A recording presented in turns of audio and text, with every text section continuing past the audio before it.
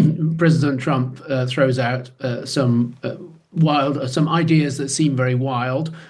He's suggesting something which would require the forcible removal of 2 million people. He's saying US troops wouldn't do that, so presumably it's down to the Israelis to do that and to force them into countries that don't want them, partly because they would be a security challenge inside Egypt and Jordan, and partly because it would remove one of the central planks of the Palestinians' demand for their own state.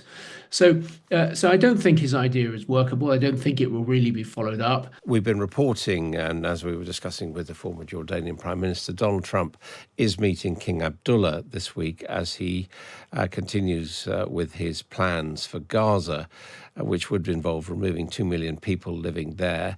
And Donald Trump wants neighbours in Jordan and Egypt to take them in so he can redevelop the land to turn it into the Riviera of the Middle East. Here, the government has held to their position in support of a two-state solution of Palestine and Israel, but it hasn't got into calling this ethnic cleansing as critics are. So what should the UK do? Joining me now is Sir John Sawers, who was the head of MI6 from 2009 to 2014, also a British ambassador to Egypt. Hello to you. Good morning, Adam. Now, let's just look at what Donald Trump has been saying in the broadest terms about the future of Gaza. Do you think this completely changes the diplomatic debate about what to do about the Palestinians? No, I don't think it does. I mean, President Trump throws out some ideas that seem very wild.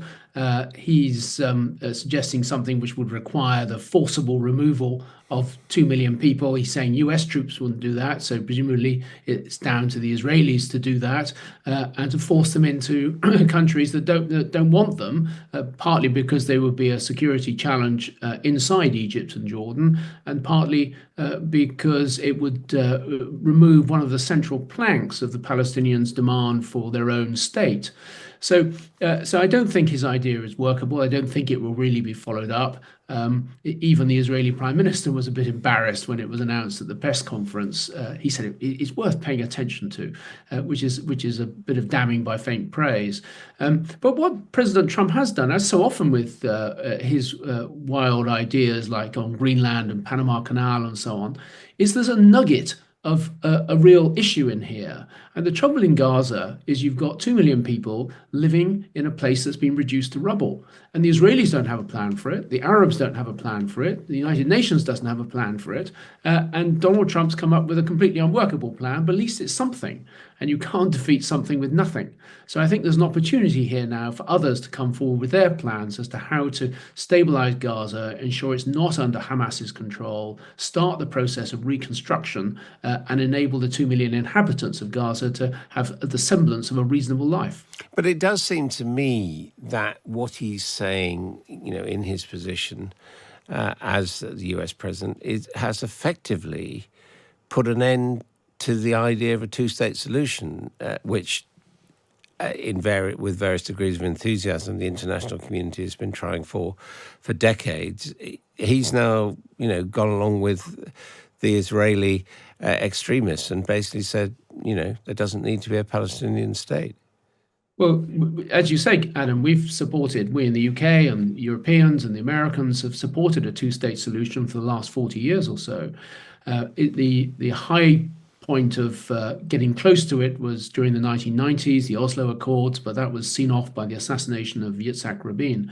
And it's becoming more distant ever since. And frankly, the Hamas's assault on the 7th of October in 2023 could well have put the death knell in the idea. They thought they might be advancing the Palestinian cause and delivering a mortal blow to Israel, but actually the mortal blow has been delivered the other way. And it's now Hamas which is on the back foot.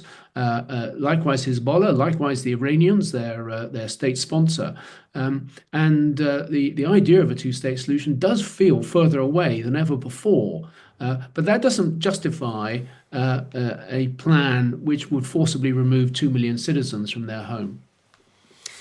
And there's also the question of where they would go. It's quite clear that the Jordanians and the Egyptians don't want them, not least because it would upset their own internal political systems, wouldn't it? Well, that's right. That's what I say. If you moved, most of the nearest place to move them to would be the Sinai, the area of eastern Egypt. But the Sinai itself is quite hard for the Egyptians to control. There's a lot of smuggling that goes on through there to Israel and elsewhere. It's slightly sort of Wild West country for the Egyptians.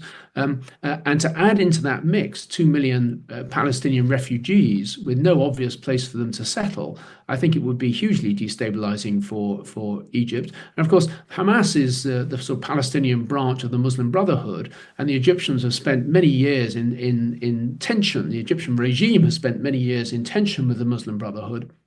Has got that under control in a fairly brutal way, to be honest, but nonetheless, they do have it under control, and they won't want to give the Muslim Brotherhood a great boost by having Hamas entities sort of planted on their territory.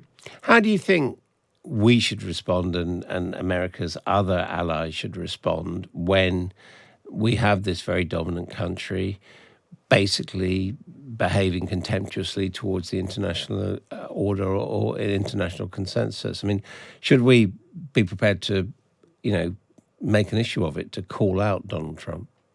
I think the government has tried to chart a steady course on this.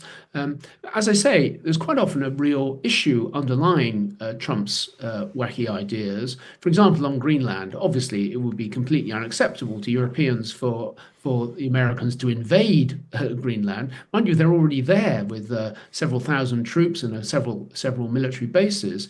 But I do think it's important that we address the substance of the problem. That Greenland it's a discontented colony of a European power, 1/50th of its size. It's got not a very attractive record, the Danes in Greenland, and the idea of Greenland becoming an independent state is completely unacceptable. It would be very exposed to the predations of the Chinese and the Russians. So embedding Greenland in a wider sort of North American dispensation does make sense, but that doesn't mean it should just be taken over. And the concerns and interests of the inhabitants obviously have to be taken into account as well. Likewise with Gaza, likewise with other issues that Trump has raised, we've got to come up with practical, workable plans that are, in the end, going to be acceptable to the inhabitants of these territories, but do meet fundamental international interests and preserve a degree of international stability. There is a kernel of truth, as you put it, isn't there, in the concerns that some in the administration, Marco Rubio, for example, have expressed about the proposed handing over of the Chagos Islands. Yes, I understand there is some concern, but actually, my understanding on the Chagos Islands is that the Americans actually welcome the stability that a 99-year lease would provide for their military. It's a really important base, Diego Garcia. It's right in the middle of the Indian Ocean. It provides operational reach for the West and the United States and the UK. It's very welcome to the Indians that there is this stability in the Indian Ocean. Actually, the only country which is likely to find it difficult is China, which is trying to develop its own sort of ring of pearls, ring of military bases around the Indian Ocean in order to challenge American and Indian authority in that area. So it's important to get it done. It's not straightforward, obviously, but we promised to Mauritius that this was their territory and would revert to them in due course. The international legal position is steadily moving against us. I'm told that we would almost certainly lose if there was a binding judgment coming to the International Court of Justice.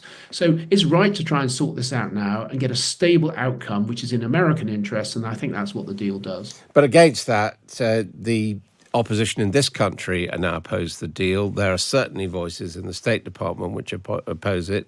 And a lot of people would think, why are we paying someone £10 billion at least, Mauritius, to take it off our hands, especially when they seem to be moving closer to China?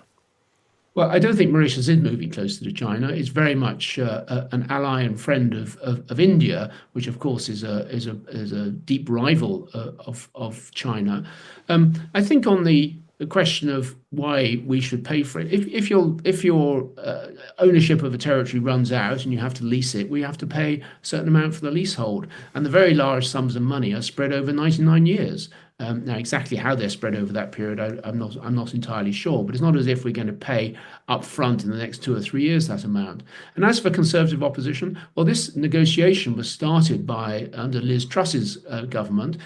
Should have continued under Rishi Sunak's, but they ducked it and left it to lie till now. And it would have been much easier to sort this out under the last government with the Biden administration than it is now with the Trump administration. But I think there's a good deal there available for the Americans. It provides long-term security, and it's a good deal also for the Chagosians, for whom there will be a trust fund and they have the right to move to the UK. So it's a fair deal all round, which the Mauritius government wants as well. And I think the strategic implications are very much in favour of getting this deal done. Sir John Sawers, former chief head of MI6, thank you very much indeed for joining us. Thank you, Adam.